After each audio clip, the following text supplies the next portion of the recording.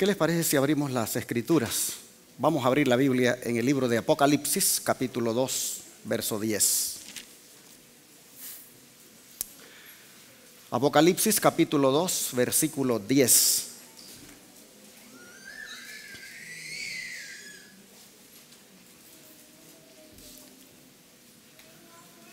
Dice la palabra de Dios: no temas en nada lo que vas a padecer. He aquí, el diablo echará a algunos de vosotros en la cárcel para que seáis probados, y tendréis tribulación por 10 días. Sé fiel hasta la muerte, y yo te daré la corona de la vida. Vamos a arrodillarnos para orar.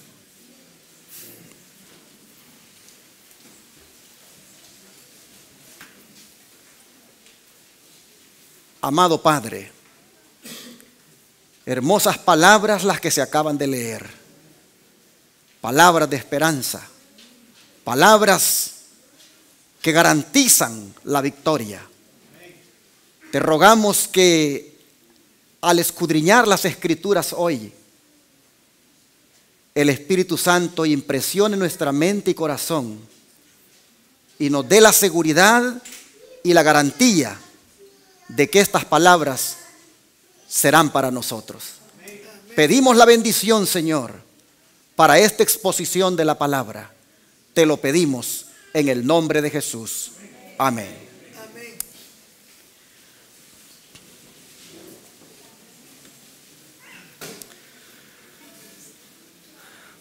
Hay mensajes que uno predica porque los quiere predicar, y solo le pide uno a Dios que lo ayude a la hora de prepararlos. Pero hay mensajes que tal vez uno no ha considerado predicar, y sin embargo Dios se los da a uno como resultado de una impresión recibida, ya sea cuando está orando o después de haber orado. En mi caso, ocurrió esto último que les acabo de decir al elegir el tema de hoy. Cuando los ancianos que planificaron este campestre me dijeron que el lema era eventos finales en su cumplimiento, vinieron a mi mente algunas ideas acerca de lo que podría predicar. Por ejemplo, predicar acerca de acontecimientos políticos y climáticos que han habido últimamente en el mundo. Pero por alguna razón, aunque esos eran buenos temas para compartir, no tuve, hermanos, la convicción de que eso era lo que realmente debería predicar. Luego vinieron a mi mente esos eventos escatológicos que como adventistas hemos estudiado u oído a lo largo de la historia. Eventos como estos que ustedes miran en la pantalla: el sellamiento, la lluvia tardía, el fuerte pregón, el zarandeo, la ley dominical, el decreto de muerte, la persecución, el fin del tiempo de gracia y el gran tiempo de angustia, entre otros. Pero al no sentirme seguro de que esto era lo que debía predicar, no porque no sea importante, sino porque alguien más lo podría hacer, en la madrugada, en esos momentos de oración que tengo con mi Dios, le dije: Señor, muéstrame qué quieres que predique. Porque todo lo que he pensado se presta, pero no me siento seguro. Y le dije: ¿me quieres decir sobre qué quieres que hable? Y cuando me quedé en silencio, hermanos, para esperar alguna indicación, vino inmediatamente al pensamiento algo que me dijo: habla de Jesús. Y le dije: está bien, si eso quieres, de eso voy a hablar. Guíame mientras estudio, en el nombre de Jesús. Amén. Y entonces empecé a meditar y dije: eventos que tienen que ver con la ley dominical, con el decreto de muerte, con la persecución, con el fin del tiempo de gracia, con el gran tiempo de angustia. Esos son eventos que serán difíciles de afrontar. Hoy en día uno habla de esos eventos, pero hermanos, no es lo mismo hablar de ellos que tenerlos enfrente. Buenos podemos ser aquí en el púlpito, bien podemos manejar los diagramas, pero no es lo mismo hablar como ya tenerlos enfrente. Porque cada uno de estos eventos son parte de una guerra en la cual todos nosotros nos veremos involucrados, querrámoslo o no. De manera que en ese contexto de guerra fui impresionado para titular el mensaje de hoy: el comandante de los eventos finales. Abramos la Biblia en el libro de Josué, capítulo número 5. Josué, capítulo número 5.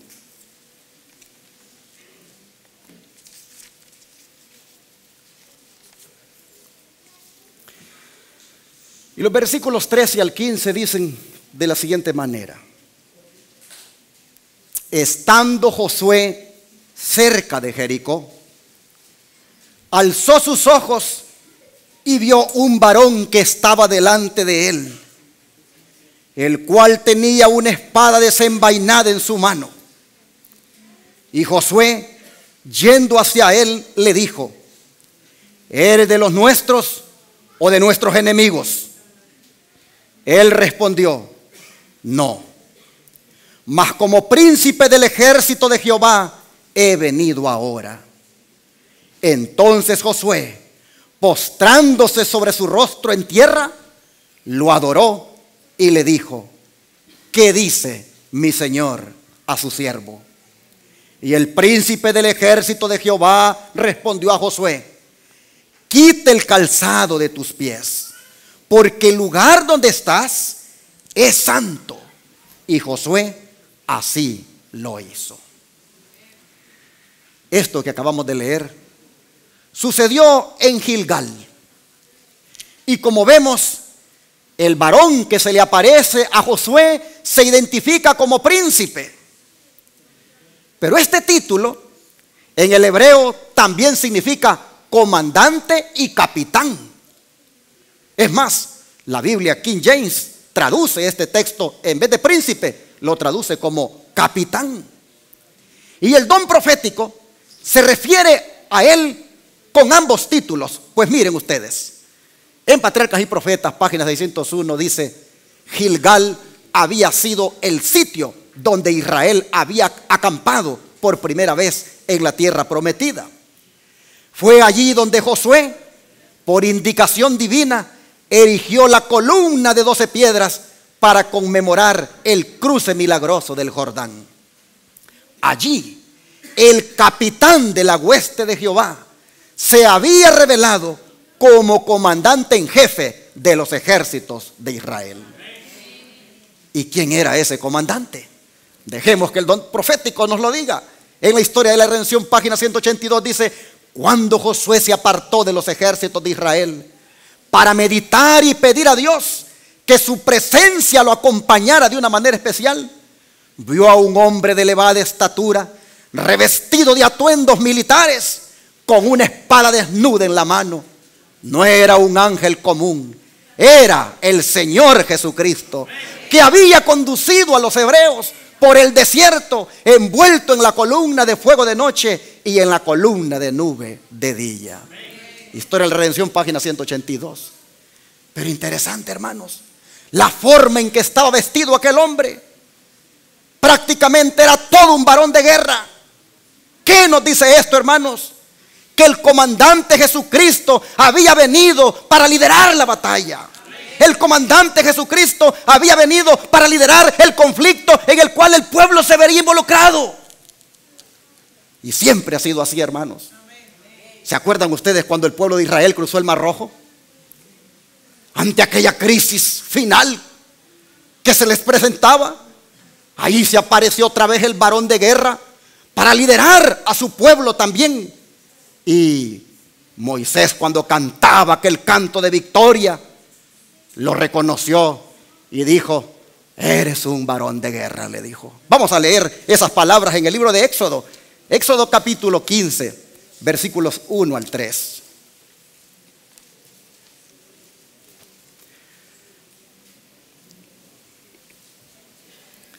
Y aquí nos dice la palabra: entonces cantó Moisés y los hijos de Israel este cántico a Jehová, y dijeron: cantaré yo a Jehová, porque se ha magnificado grandemente.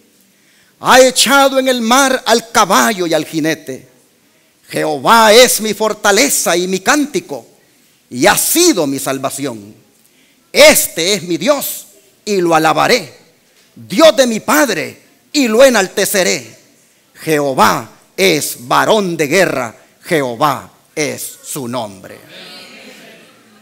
Y si tomamos en cuenta, hermanos, que este canto es el mismo que cantarán los que obtengan la victoria sobre la bestia, ya entonces nos podemos imaginar que dicha victoria va a ser posible nuevamente por el comandante de guerra, el comandante celestial. Pero ¿qué les parece, hermanos? Si para acrecentar nuestra confianza en este comandante, de cara a lo que nos espera, ¿qué les parece si revivimos la gran hazaña que acabo de mencionar? Es decir, la del pueblo de Israel en el cruce del Mar Rojo. Porque no nos olvidemos que ese evento se dio en el contexto de una persecución en contra del pueblo de Dios. Se dio en el contexto de un derramamiento de plagas sobre Egipto. Plagas que la sierva del Señor dice que son análogas a aquellas que caerán sobre el mundo inmediatamente antes de la liberación final del pueblo de Dios. Pero hermanos, así como Cristo llevó a su pueblo a través del Mar Rojo para librarlo y para destruir a sus enemigos, tenemos la seguridad que también nuevamente Cristo va a llevar a su pueblo remanente en una escala mundial durante los acontecimientos finales. Así que, hermanos, las palabras de ánimo que le dijo aquel día a los israelitas, hagámoslas nuestras ahora. ¿Cuáles palabras? Las que se encuentran aquí en el capítulo 6 de Éxodo y verso 6. Aquí la palabra nos dice, Éxodo 6, verso 6. Por tanto, dirás a los hijos de Israel: yo soy Jehová, y yo os sacaré de debajo de las tareas pesadas de Egipto, y os libraré de su servidumbre, y os redimiré con brazo extendido y con juicios grandes. ¿Cómo dice que los libraría? Con juicios grandes. Es decir, no lo haría con medios pacíficos, sino que requeriría, hermanos, una demostración de fuerza de parte de ese varón de guerra, es decir, el comandante Jesús. Y si nosotros hacemos la analogía con lo que hará la Babilonia espiritual cuando oprima al pueblo de Dios en los días finales, de antemano nos dice cómo va Él a lidiar con ese asunto y cómo Él va a manejar las cosas contra ese sistema. Vamos a Apocalipsis 18 para que de antemano miremos cómo va a ser el desenlace.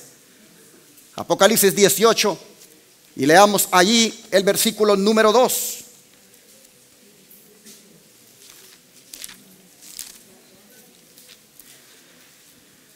Encontramos aquí la palabra diciéndonos: y clamó con voz potente, ha caído la gran Babilonia, y se ha hecho habitación de demonios y guarida de todo espíritu inmundo y albergue de toda ave inmunda y aborrecible.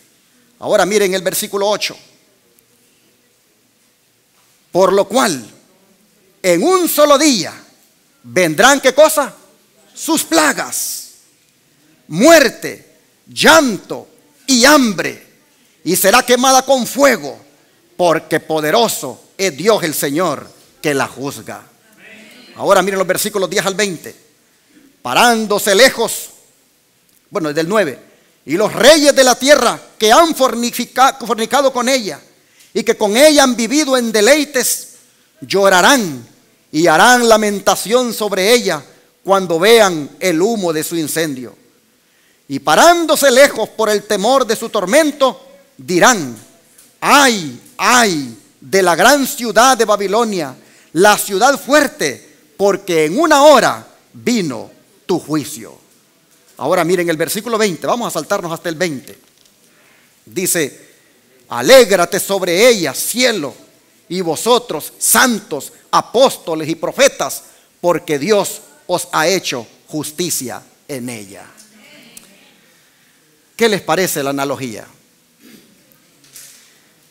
El brazo extendido, hermanos, de nuestro comandante, que manifestó sus grandes juicios sobre el sistema opresor egipcio, derramando plagas sobre él, aquí nosotros vemos que volverá a manifestarse haciendo lo mismo sobre el sistema babilónico en el tiempo final.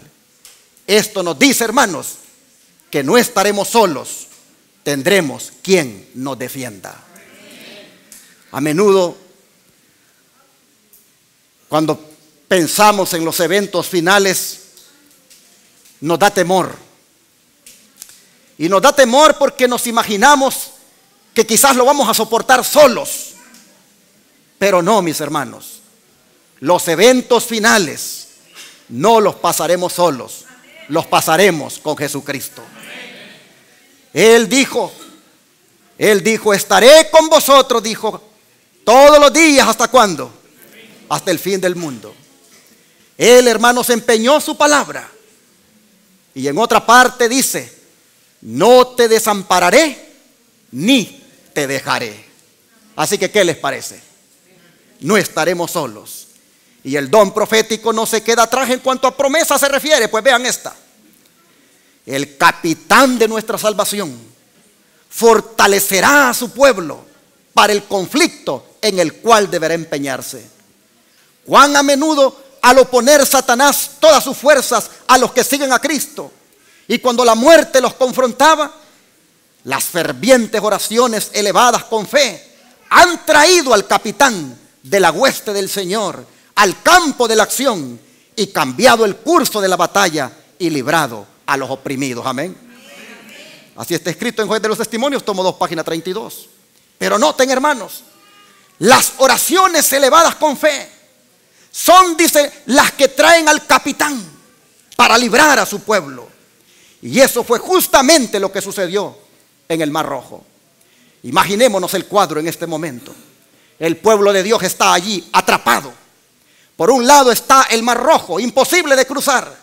Y por otro lado está el ejército más poderoso del mundo, listo para hacer de ellos una carnicería allá a la orilla del mar. Humanamente hablando, hermanos, no había escapatoria. ¿Y qué hace un hijo de Dios cuando no hay escapatoria, hermanos? Bueno, leamos Éxodo 14 para ver qué hicieron ellos. Éxodo 14, verso 10. Éxodo 14, verso 10. Aquí encontramos.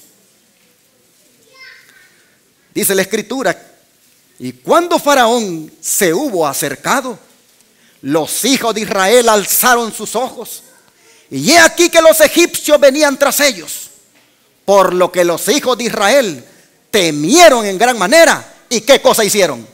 Clamaron a Jehová. Y cuando clamaron a Jehová, escuchen, hermanos, escuchen al capitán lo que dice. Vamos a leer versículos 13 y 14 de aquí mismo. Dice, y Moisés dijo al pueblo: no temáis, estad firmes y ved la salvación que Jehová hará hoy con vosotros. Porque los egipcios que hoy habéis visto, nunca más para siempre los veréis. Jehová peleará por vosotros y vosotros estaréis tranquilos. Noten, hermanos, era Cristo el que los iba a librar. Ninguna mano humana podía retener el agua para que Israel pasara por en medio del mar. Ninguna mano humana podía soltar aquella misma agua para que ahogara a los egipcios. Eso, hermanos, eso era la especialidad de Dios. Así que el pueblo de Israel solo tenía una cosa que hacer: confiar en que Cristo haría lo que había prometido. Y al tener temor ellos de los eventos finales de sus días, creyendo que la muerte era inminente, ellos lo que hicieron fue ver más allá de la crisis, ver a Cristo. Y hermanos, por eso se registra de ellos en el libro de Hebreos que por la fe, dice, pasaron el Mar Rojo como por tierra seca. ¿Por qué? Porque miraron a Cristo más allá de la crisis. Y el salmista describiendo cómo fue ese impresionante evento, vean lo que dice en el Salmo 77, versículos 15 al 20. Salmo 77, versículos 15 al 20.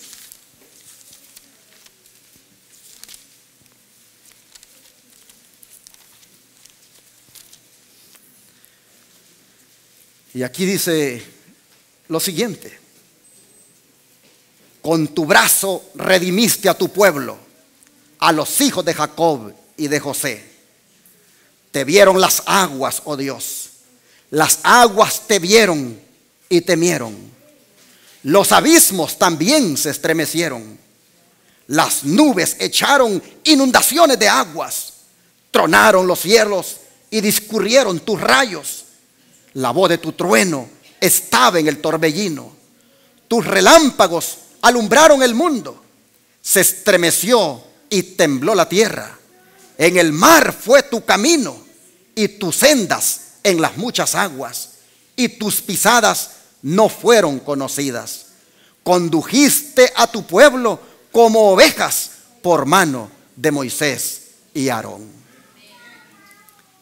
Y el don de profecía, hermanos, al igual que el salmista, no escatima palabras al describir aquel gran evento de liberación. Quisiera animarlos a que, si pueden alcanzar a mirar en la pantalla, pudieran ir viendo con su vista la descripción que vamos a leer, que nos llega por medio de la inspiración, y traten de vivir, hermanos, el momento, porque eso es lo mismo que va a suceder con nosotros. Aquí está. Cuando se acercaban las huestes egipcias, creyéndolos presa fácil, la columna de nube se levantó majestuosa hacia el cielo, pasó sobre los israelitas y descendió entre ellos y los ejércitos egipcios. ¿Quién era esa columna de nube? Cristo. Se interpuso, dice, como muralla de tinieblas entre los perseguidos y los perseguidores. Los egipcios no podían ver el campamento de los hebreos y se vieron obligados a detenerse. Pero a medida que la oscuridad de la noche se espesaba, la muralla de nube se convirtió en una gran luz para los hebreos, llenando todo el campamento con un resplandor semejante a la luz del día. Entonces volvió la esperanza a los corazones de los israelitas. Moisés levantó su voz a Dios y el Señor le dijo: ¿por qué clamas a mí? Di a los hijos de Israel que marchen. Y tú alza tu vara, extiende tu mano sobre el mar y divídelo para que entren los hijos de Israel por medio de la mar en seco. Cuando Moisés extendió su vara, las aguas se dividieron e Israel marchó en medio del mar sobre tierra seca, mientras las aguas se mantenían como murallas a los lados. La luz de la columna de fuego de Dios brilló sobre las olas espumosas y alumbró el camino cortado como un inmenso surco a través de las aguas del mar que se perdía en la oscuridad de la lejana playa. Todo esto lo estamos leyendo de Patriarcas y Profetas, página 257. Pero es tan emocionante que sigue diciendo: los egipcios los siguieron y toda la caballería del faraón, sus carros y su gente de a caballo, entraron tras ellos hasta la mitad del mar. Aconteció a la vigilia de la mañana que Jehová miró el campamento de los egipcios desde la columna de fuego y nube y trastornó el campamento de los egipcios. La misteriosa nube se transformó en una columna de fuego ante sus ojos atónitos. Los truenos retumbaron y los relámpagos centellaron. Y ahora pasa la sierva de Dios a citar el salmo que hemos leído.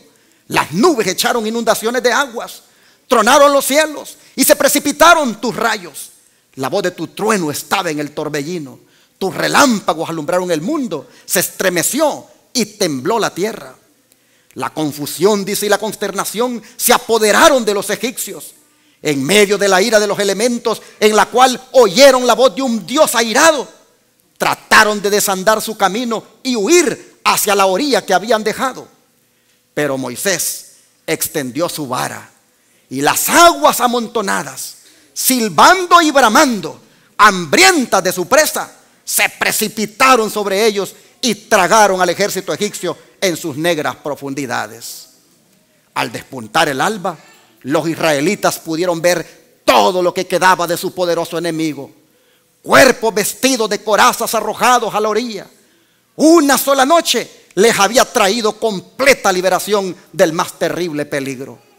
Jehová solo los había librado, y a él elevaron con fervor sus corazones agradecidos. Sus emociones encontraron expresión en canto de alabanza. El Espíritu de Dios vino sobre Moisés, el cual dirigió al pueblo en un triunfante himno de acción de gracias, el más antiguo y uno de los más sublimes que el hombre conoce.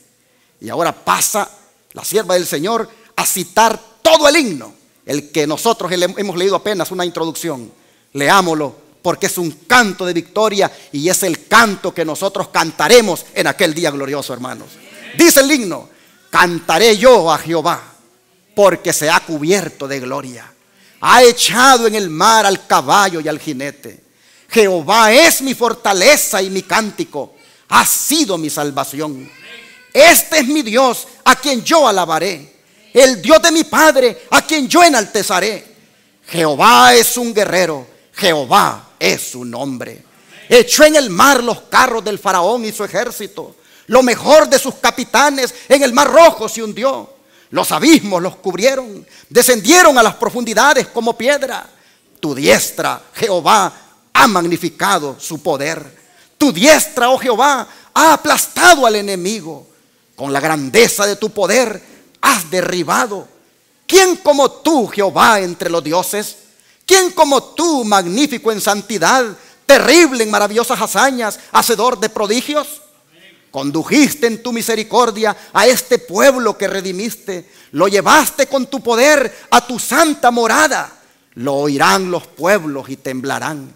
Que caiga sobre ellos temblor y espanto. Ante la grandeza de tu brazo, enmudezcan como una piedra hasta que haya pasado tu pueblo, oh Jehová. Hasta que haya pasado este pueblo que tú rescataste. Tú los introducirás y los plantarás en el monte de tu heredad, en el lugar donde has preparado, oh Jehová, tu morada. Hermoso canto, ¿no es cierto? Pero como dije hace un rato, este canto se volverá a cantar. Porque este es el canto de la liberación en el día final. Así lo sigue diciendo el don profético. Vean ustedes. Ese canto, dice, no pertenece únicamente al pueblo judío. Indica la futura destrucción de todos los enemigos de la justicia y señala la victoria final del Israel de Dios. El profeta de Patmos vio la multitud vestida de blanco, los que habían alcanzado la victoria, que estaban sobre un mar de vidrio mezclado con fuego, con las arpas de Dios, cantando el cántico de Moisés, siervo de Dios, y el cántico del Cordero. Oh, hermanos, yo quiero cantar ese canto. ¿Y ustedes? Pero si ustedes notaron, hermanos, si ustedes notaron en todo este relato, hubo algo que el pueblo de Israel tuvo que hacer para tener el privilegio de cantar este canto. Y lo que ellos tuvieron que hacer fue seguir las instrucciones de su comandante de los eventos finales. Las instrucciones fueron: di al pueblo de Israel que marche. Oh, hermanos, pero eso implicaba acrisolar la fe. Es decir, someterla al fuego de la prueba. Implicaba demostrar que creían en la palabra de Dios. Y cuando ellos creyeron en esa palabra, avanzaron y el milagro se hizo. El mar se abrió. Hermanos y hermanas, estamos viviendo en un tiempo cuando nosotros también, la orden de nuestro comandante de los eventos finales es ¿qué cosa? Marchen, avancen. Este no es el tiempo para que ningún hijo de Dios esté considerando abandonar la fe. Este no es un tiempo para que ningún hijo de Dios, por problemitas sin ningún valor, esté considerando mejor salirse del pueblo de Dios. La orden del Señor es: marchen, avancen. Esas son las instrucciones del comandante de los eventos finales. La sierva del Señor dice que eso que le dijo Dios al pueblo, marchen, dice que es una gran lección para nosotros. Y aquí se los pongo. Dice: en esto se enseña una gran lección para todos los tiempos. A menudo, dice, la vida cristiana está acosada de peligros y se hace difícil cumplir el deber. Paremos aquí. Yo hablo con algunos de ustedes y a veces les escucho los problemas que están pasando, las pruebas que se les están presentando, problemas difíciles a nivel, a veces de finanzas, a veces de familia. Y hay momentos, hermanos, cuando pues algunos de ustedes han manifestado pues como que están muy débiles y ya como que quisieran tirar la toalla. Pero, hermanos, ante los momentos difíciles, la orden del comandante de los eventos finales es: marchen, marchen. A menudo, dice, la vida cristiana está acosada de peligros y se hace difícil cumplir el deber. La imaginación concibe la ruina inminente delante y la esclavitud o la muerte detrás. No obstante, la voz de Dios dice claramente: avanza. Debemos obedecer este mandato, aunque nuestros ojos no puedan penetrar las tinieblas y aunque sintamos las olas frías a nuestros pies. Los obstáculos que impiden nuestro progreso no desaparecerán jamás ante un espíritu que se detiene y duda. Los que postergan la obediencia hasta que toda sombra de incertidumbre desaparezca y no haya ningún riesgo de fracaso o derrota, no obedecerán nunca. La incredulidad nos susurra a veces diciendo: esperemos que se quiten los obstáculos y podamos ver claramente nuestro camino. Pero la fe nos impele valientemente a avanzar, esperándolo todo y creyéndolo todo. Hay momentos cuando dan ganas de tirar la toalla.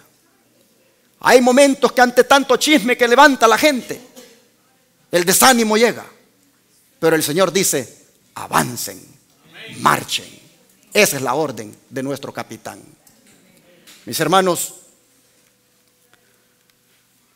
hay una analogía más que yo quisiera hacer ahora.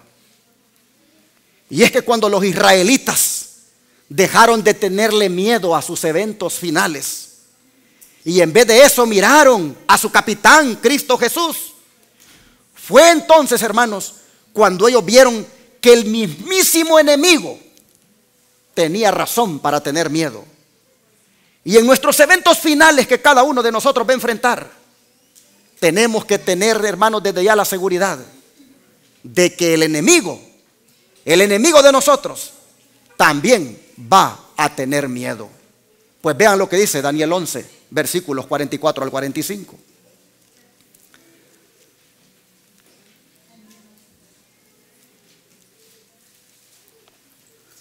Daniel 11, versículos 44 al 45.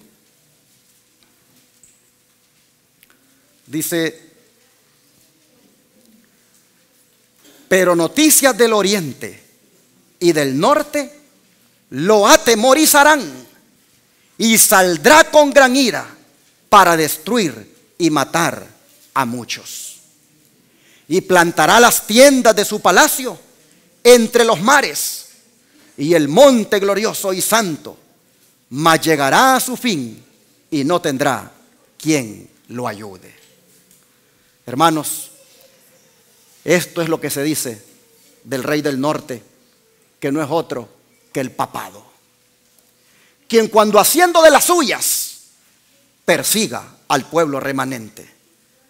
Desde ya se nos dice que un miedo le sobrecogerá cuando del norte celestial vengan y escuche aquí en la tierra de labios humanos con un fuerte clamor, tanto el mensaje de los 3 ángeles como el del 4.º ángel.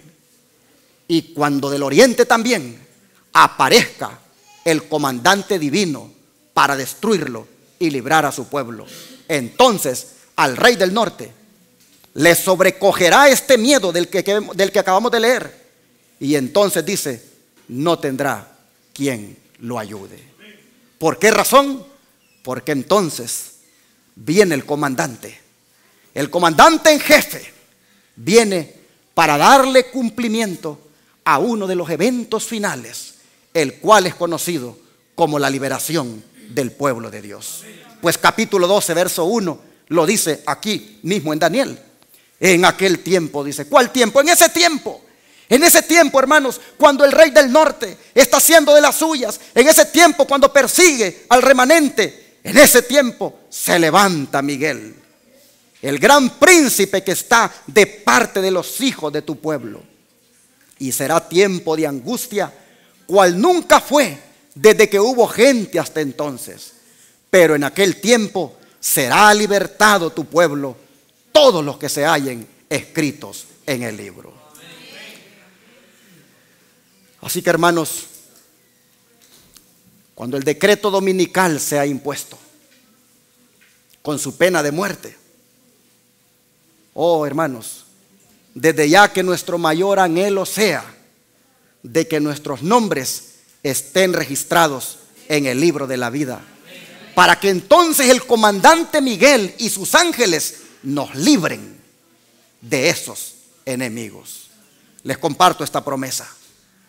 Pruebas terribles, dice, esperan al pueblo de Dios, mas a través del tiempo de angustia que se avecina, un tiempo de angustia que no lo hubo desde que existe nación, el pueblo de Dios parece inconmovible. Satanás y su ejército no podrán destruirlo, porque ángeles poderosos lo protegerán. Joya los Testimonios, tomo 3, página 285 a la 286. Y miren esta otra promesa. Si hacemos todo lo que podemos de nuestra parte, a fin de estar listos para el conflicto que nos espera, Dios hará su parte y su brazo todopoderoso nos protegerá. Mandará a todos los ángeles de la gloria para socorrer a las almas fieles y poner un cerco en derredor de ellas antes que permitir que sean engañadas y extraviadas. Primeros Escritos, página 88. Y así, hermanos, he compartido con ustedes un poco de lo relacionado a nuestra liberación. Mientras los eventos finales, como la ley dominical, el decreto de muerte, la persecución, el cierre de la gracia y el tiempo de angustia, mientras esos eventos se vayan desarrollando delante de nuestros ojos, hermanos, seamos fieles a nuestro comandante. Obedezcamos sus instrucciones. Las instrucciones de él son, ¿qué cosa? Avanza. Oh, hermanos, no seamos nosotros de los que retroceden a estas alturas, porque él muy pronto viene a buscarnos. ¿Se acuerdan cuando se le apareció a Josué? ¿Con qué se le apareció? Con una espada desenvainada, indicándole con eso que con esa espada pelearía por él y por su pueblo. Con esa espada defendería a su pueblo. Es interesante que cuando Josué se da cuenta que está ante un ser divino, se arrodilla y le dice: ¿qué dice mi Señor a su siervo? Hermanos, la actitud que mostró Josué ese día es la actitud que tenemos que tener nosotros. Porque en esas palabras, ¿qué dice mi Señor a su siervo?, Josué mostró humildad. Se puso al mando de su comandante. Es verdad que era el general de las Fuerzas Armadas de Israel, pero adoptó la posición de un soldado listo para seguir las instrucciones y conocer la voluntad de su capitán. Dijo: ¿qué dice mi Señor a su siervo? Ahora, hermanos, cuando los eventos finales están frente a nosotros, digámosle nosotros también a nuestro capitán: ¿qué dice mi Señor a su siervo? ¿Qué dice mi Señor a su siervo en cuanto a la salida al campo? ¿Cuándo me voy? ¿A dónde me voy? ¿A dónde compro? ¿Qué dice mi Señor a su siervo? ¿Permanezco todavía más en la ciudad? Y si permanezco en la ciudad, ¿qué tengo que hacer? ¿Qué dice mi Señor a su siervo? Y quiero decirte, hermano, que si tú le hablas así a tu comandante, con esa humildad, con esa condición de siervo, él no te va a dejar sin respuesta. Hermanos y hermanas, cerremos filas en torno a nuestro comandante. Él ha prometido que nos irá bien, porque él peleará por nosotros. Que Dios les bendiga.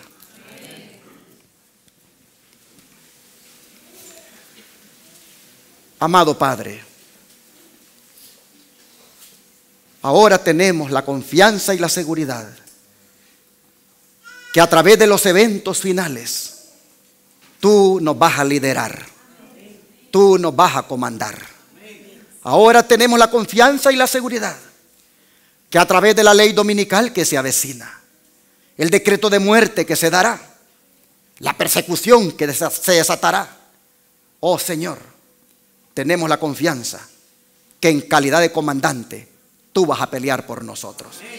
De manera, Señor, que en estos eventos finales y su cumplimiento, ninguno de nosotros tenga miedo. Ayúdanos, Señor, a desarrollar tan plenamente nuestra confianza en ti, a estrechar tan íntimamente nuestra amistad contigo, que sencillamente, Señor, miremos cómo tú irás adelante peleando por nosotros. Oh Señor, aumentanos la fe.